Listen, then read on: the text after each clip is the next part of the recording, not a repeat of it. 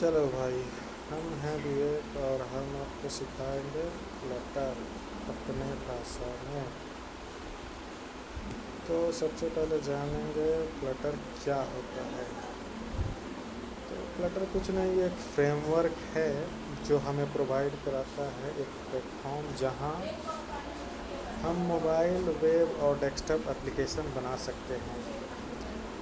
किताबी भाषा में फ्लटर एक open source UI tool kit है जो गूगल के द्वारा प्रोवाइड किया गया है, जहाँ पे हम एक ही भाषा में कोड लिखते हैं और वो हमें मल्टीपल प्लेटफॉर्म्स के लिए एप्लीकेशंस बना के देता है। और वो एक भाषा है डार्ट भाषा, जिसको डार्ट प्रोग्रामिंग लैंग्वेज बोलते हैं।